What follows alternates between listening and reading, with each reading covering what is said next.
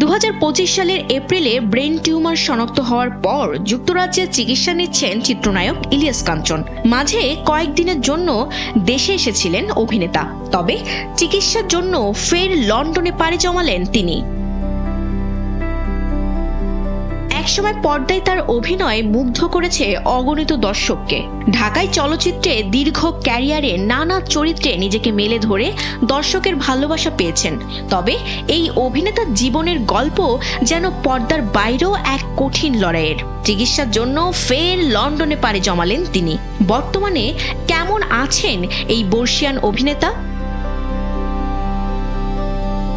বুধবার সকাল 10টায় ঢাকা ছাড়েন তিনি।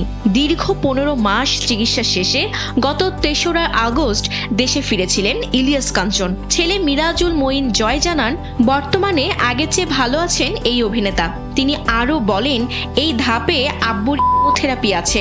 ডাক্তাররা আশাবাদী তিনি সুস্থ হয়ে উঠবেন। সবার কাছে আব্বুর জন্য দোয়া চাই। লন্ডনে ফেরার আগে রাতে নিরাপদ সড়ক চাইয়ের ভাইস চেয়ারম্যান লিটন এরশাদের সঙ্গে দীর্ঘ আলাপে নিজের জন্য দোয়া চান ইলিয়াস কাঞ্চন। তিনি বলেন, গতকাল রাতে প্রায় 5 ঘন্টা একসঙ্গে ছিলাম। আমার জন্য দোয়া করো, নিরাপদ সড়ক চাই নিয়ে কাজ করো। পাশাপাশি কার্যক্রম এগিয়ে নিতে সবাইকে একসঙ্গে কাজ করার আহ্বান জানান তিনি।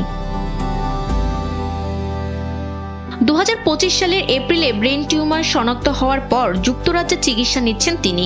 এবার মাউন্ট ভার্নন হাসপাতালে শুরু হবে তার চিকিৎসার পরবর্তী ধাপ। এখন ভক্ত অনুরাগীদের অপেক্ষা, কবে চিকিৎসা শেষে পুরোপুরি সুস্থ হয়ে দেশে ফিরবেন প্রিয় অভিনেতা ইলিয়াস কাঞ্চন। বিনোদন ডেস্ক, কালবেলা।